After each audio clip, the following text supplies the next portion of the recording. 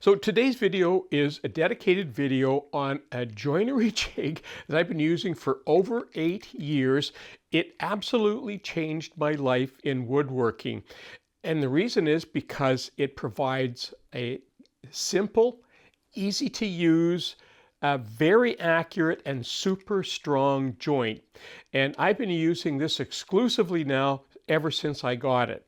Now, the reason that I'm doing this video, because it's not sponsored in any way, is every time I use this jig, new people to my channel always ask all sorts of questions. So as I go along doing the video, I have to stop from time to time and sort of explain what I'm doing, because otherwise it builds up in the comment section. So this video is for new people. If you've never seen this jig in action, today you're going to see everything that this jig can do. And for those of you who already have one, you might find some new things in here as well that you haven't tried it with or used it with as well. So anyway, this is the doweling jig, and let's jump in and have a look at all the things that this can do. So let's start off by looking at the tool itself. So as you can see, there's a lot of thumb screws and so on here. And the reason for that is you may need to do a couple of things. You may need to change the center block, because this doweling jig, you can get different center blocks, and there's a look at the dowels that you can use. So you can use 1/2 inch, 3/8, easily my most used, 5/16 and quarter. And I use the quarter and the 3/8 almost exclusively. So you can change that center block to different sizes, but the other thing is sometimes you need to reconfigure the jig a little bit differently, and I'm going to show you that in a few minutes, and that's why these are only ever done finger tight. Now, because they're only done finger tight, when you're drilling from time to time, these can come a little bit loose. So you need to check these every 4, 5, 10 holes, whatever it is, whatever you're drilling into. And I do that automatically now. It only takes a second, and you just double check to make sure that it's tight so that all of your dowels are always aligned. Let's talk now about the alignment. And this blue tape on here is not there by accident. When I first took woodworking lessons, the instructor said always mark the face side of your wood, and back in the day, he used a pencil and made this lovely little swirl on there. And for dozens of years, I had to struggle trying to take pencil marks off there. And one day I thought, that's such a waste of time. Why don't I just use blue tape? It stands out, it marks the face side, and when I'm finished with it, I just have to peel it off. And if you look around the internet, you'll see lots of other people adopting that idea. So it works well. Now, the next thing is aligning the jig. And I put the blue tape on there because I always align the blue tape with the blue tape, and that means I always get perfect joints. And to get a perfect joint, all you need to do is put the jig and snug it up just a tiny bit and align it with the front. And you'll notice that there's a check mark on there, and the check mark is to align your jig with the end of your wood. And that will give you, your finger is remarkably sensitive, and you can get easily within 1/1000th of an inch, and that is just fine. And once that's aligned, you know that you've got face to face, and all of your holes that you make are going to line up, and I'm going to show you more about that. So one of the most common configurations is just the way the doweling jig comes, and you can drill holes, and I've just done these off camera. I've drilled holes in there, and you can take that off like that, and those are aligned because we had blue to blue. But then you can flip it like this, and you could drill holes in the end as well. So that's the most common, but there's other things that you can do, and that's going to require reconfiguring the jig. So I'm going to show you how to reconfigure the jig for ends. So maybe you've got a cabinet that you're making, and you want to join a top to a side or a side to a bottom. How do you do that with the doweling jig? Well, I've already done that, and as you can see, there are my face sides. So the first thing that I did was I drilled into the end. I didn't change anything on the doweling jig. I just set it up just like that and put that on. And in this case, I set up my holes at different spacings. So I drilled here, and then I moved down to this one. Now, the way that we find that, the doweling jig will come with a little measuring bar like this, and it fits perfectly into this hole. And with an Allen wrench, you can take and change that configuration so that it would go, for example, like that. You can retighten that, and now when you drill that hole, and you'll have to determine which, so there's your first hole, your second one might be in the middle, then you can release that, go down, now you've got another hole, and again you can put a center hole in there. So now you've got 3 holes perfectly spaced, and you can put, I've done 4 5-foot boards doing this, and it works out perfectly every time.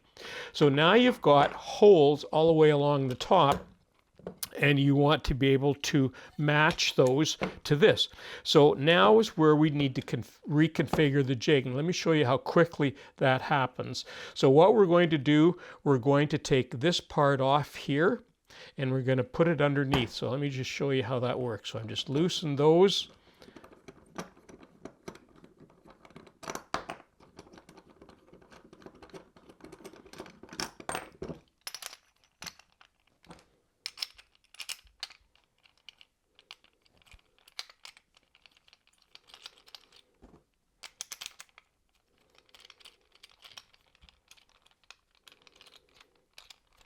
Okay, and that's done. Now this configuration and the way it works, again, we're going face edge, face side to face side. And when we do that, we know we're going to line up with the face side for our upper piece. So now we just stick it in like this, tighten that up, and I'm not going to tighten fully, but you'll get the idea here. So now I can drill my hole here, and when I loosen it and slide down to my second one, guess what?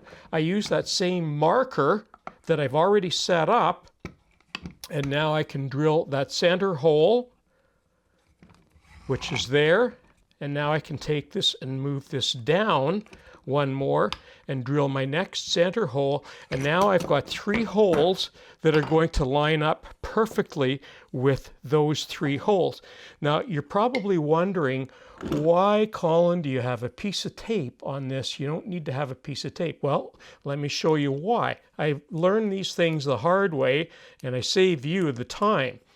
Now, there have been a variety of times where I've had the configuration something like this, or maybe closer to the center, and when I got drilling, I couldn't remember whether I used this side or this side, and now I put a little piece of tape on there so that I know this is the side I always use, and when it gets close to the center, that way I don't get mixed up.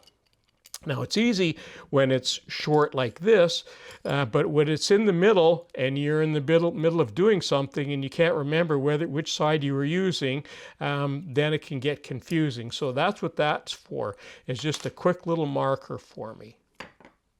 One of the things you'll find with working with these fluted dowels is they're a very tight fit in the hole, and it's not unusual to need pliers to pull these out. So I never put a bunch of, when I'm doing a dry fit, I never put a bunch of these in there because it's very hard to get them apart. I love how they're a nice tight fit, but they're hard to get apart. Now what I've done, I've taken some dowels, and they come in different sizes. That's I think 1.5 inches or 2 inch, and I'm not even sure if these are 2.5 inches or something. What I've done is I've taken and just lightly sanded these down so that when I do dry fits, they fit in quickly and easily. So that's a little tip for doing your dry fits, is get yourself a set of dowels, paint them a different color so they don't get mixed up, and then you can dry fit all of your material. Well, now comes time to gluing boards together. Those look like they're together, but they're not. When you come time to glue boards together, of course, you always want face side to face side. Some of you may have biscuit joiners. When I discovered how accurate this is, and this is the main reason I love these, forget about how quick they are, forget about how much time you can save with these. If the only reason you look at a Dowelmax is for the accuracy, that alone will sell you on how wonderful a little tool this is. Now, here's why. Remember, we just used this tool. I just showed you how to use this tool. If you're doing glue ups, you can use this instead of biscuits. This works way better than biscuits. I don't even use a biscuit joiner anymore. So what you do, you put your doweling jig in, you go face side to face side, and of course you drill your hole, and now you use your little marking gauge and you set it up. And as I said earlier, I've used this on 4 and 5 foot boards and it works accurately every time. Then you do a dry fit to make sure all of these are going to line up, and you put that together like that. You don't even, when it comes to gluing boards together, you don't need to put glue in here. All you need to do is the same thing you do when you're doing any, put glue on there, and the last thing you do is put your dowels in like that, assuming you've done a dry fit and they all fit fine. Go like that, and now when you put this in the clamps, you don't have to worry about clamping this because the boards are going to flip around and move because the glue is making them slide. No, no, no.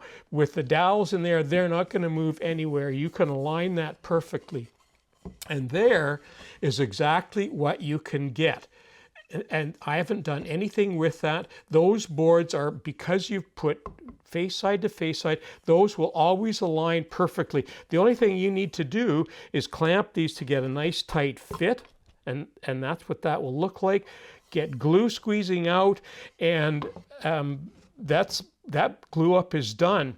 But here's another thing, and this happens to me from time to time. Sometimes I get so many boards, and then I discover that after I do some trimming, I needed one more board, and I have to put that through the planer, and sometimes that board is a little thicker or a little thinner. It isn't as perfect as all of the boards that I might have run through in the initial planing. So what happens is I end up with boards, and this is an exaggeration, but I end up with boards, look at that, they're different thicknesses. But here's the magic of this little tool. Because I have face side and face side, again, I've put the holes, I've set the holes up, I've used my little marking gauge. Now I do a dry fit, and I put the face side to the face side. I can align those dowel holes, there they are. Okay, now look at this. Look at that top is perfectly aligned, and because I've exaggerated, look at the bottom, you know, there's a big gap in the bottom because this board is much thicker, but the top is perfect. So all I need to do to get that absolutely perfect is to just do a little bit of sanding, and you won't even be able to tell that that's two boards other than a grain difference that there might be. So for aligning boards, it's absolutely perfect. How about making picture frames? Does anybody make picture frames? This is a really easy configuration. Let me show you how this works. So I made the material myself. This is just 2-inch. In this case, it's just pine.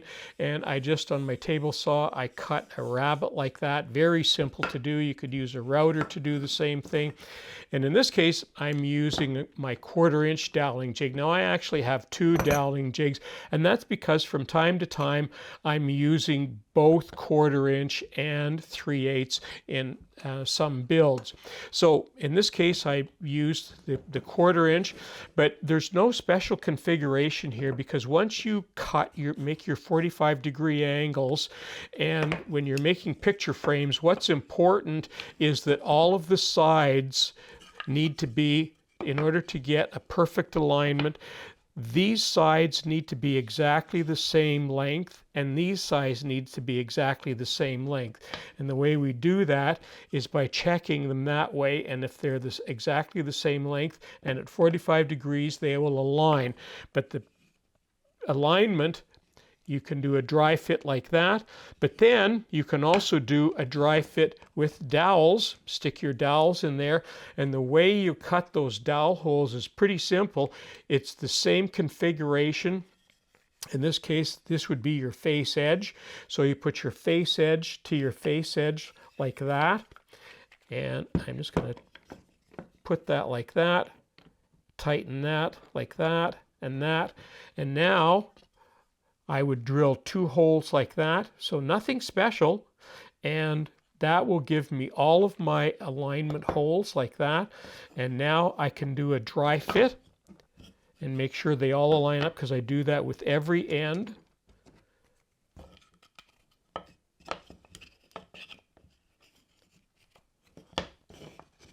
And you do a dry fit and put dowels in the end, and there you go. A perfect picture frame aligned with dowels and super strong. Let's look at another configuration. Let's assume for a moment that we're going to make a table, coffee table, or a kitchen table, maybe a side table. And here's the legs that we're starting off with. Here's 2 of the legs, and we want to put an apron on there. And we don't want the apron to be right flush, so it would look something like this. We don't want it flush with the side of the leg. We want to put a little what's called a reveal in there, and the reveal is where light catches an area, and it helps to give the object a 3-dimensional look. So you could put a small reveal in there, you could put a big one, maybe you want to center the apron on the leg. So here's what you do. Very simple. You drill your holes along your the side of your apron, or the edge of your apron, and that's just a normal configuration, and that would look like that, because now you're also going to do the same thing on your leg, and they're going to fit in there like that. But look, here's what you can do. Because this comes loose, and here's another configuration, you have an option, and remember we're at the face side, so I'm going to move I want to move the dowels back a little bit, so you can actually put a little shim in there. And the doweling jig, I believe they come with all of these little shims in there. And this is the one I use the most. This is I think it's an 1/8, and that's probably a 1/4 inch or something. So you just move those out like that. You can drop that in. And now when you tighten that, it moves those holes back just a little bit, so that now when you drill your holes, they're moved back a little bit. And if you don't like that, you can put a little bit bigger shim in there.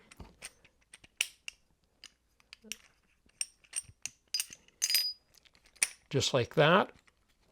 And again, put that back in there, align that up. And again, you're still aligning that with your finger. And you drill the holes that you want, and that's what you end up with. Then, of course, we're going to do the dry fit, and we'll put some test face side to face side, and look at that. We've got a lovely reveal. Now, I've actually done a couple of them here, just so that you can see the difference of what a different reveal looks like, and it depends what you're doing. And there's the one that I like the best, just a small little thin reveal like that. So that would be a way of making your table legs. If you want to make cabinet doors, you can use the same doweling jig, and there's a couple of options that you can do. Now, I've done sort of a cutaway with this one, and what I've done here, I've done a rabbet on this side, and I actually did that when it was all together. So if you assume that this is the upper part of the door and this is the cross member, that would look like that when it's together. And remember, it's face side to face side, so just the way you see it. But when you turn that around, you can see that there is a router cut like that. Now, you could do a couple of things with this. You could leave it the way it is, but if you were putting glass in here, you would probably want to cut that sort of a straight angle in there and make that. So if you could cut your rails and your stiles and dowel them together just like that, and simple, easy alignment. And that's a quick way of being able to make super strong doors, because that dowel in there is going to be very strong. Now you could do another thing if you've got a router and you want to route some dado cuts in there, and you can see I've already done that. In this case, I did a drop down, so I had the router bit and I dropped it in there and ran that along on my router table, and I had a preset stop and a start. And now when I put this together, and again, face side to face side, oh, here's the other one right there, face side to face side, and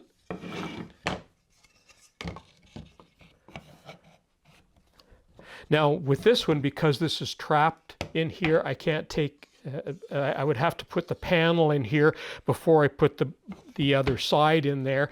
But that's a proper way of making doors. And look at it, it's a perfect alignment on all of these, because I did face side to face side to face side all the way around. Quick and easy way of making, again, super strong doors. Well, some of you might be saying, yeah, but I want to do some 45-degree angles. How do I do that with a jig like that? Well, as it turns out, there's another little adapter plate, and that looks just like that. And the way that works is, because I've already got some dowels in here, of course, you can put that through in there and drill your dowel holes. So you put your wood in like this, and you will end up with dowel holes just like that. And when you do a dry fit, put those together like that. Again, you can string them along all the way down, whatever it is you're making. And look at that, you get just an amazing super fit and a good, strong, very strong corner joint.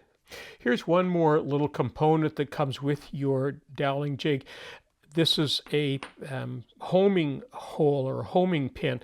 And what the way that works is, once you've drilled your first hole, and maybe you want to do another hole here, then you want to move the jig down and do another hole. So you want to do a hole every 5 spots. So you drill your first hole and your second hole, but how do you align the next one with your first hole? Well, you can use this, and the way that works, I'll just put it in the first hole here. It fits right in to that hole. So that would align that hole. So you could drill a hole here, you pull this out, move that down to your next hole, put that in, home that down, and that will align up to your next hole, and you could go all the way down the board with that. And the reason that that's important is you might want to do exactly the same thing with your matching board on the other side, so that you get a hole sort of every 5 spots on there, and that might be for glue up or some other configuration. Well, that concludes my video on the Dowelmax. I can't believe this little tool changed my life so much, but it really did. There's going to be a full article on Woodwork Web, and it will have all the different sections. So if there's something that you want to refer back to, Woodwork Web is probably the quickest way to do that, and you'll be able to use the search function on that as well. I also did another video several months ago on 3M sander and the extract sanding discs. That video will show up there if you want to have another look at another tool that's changed my life in woodworking. So I'm Colin Cadet for Woodwork Web. Thanks for watching.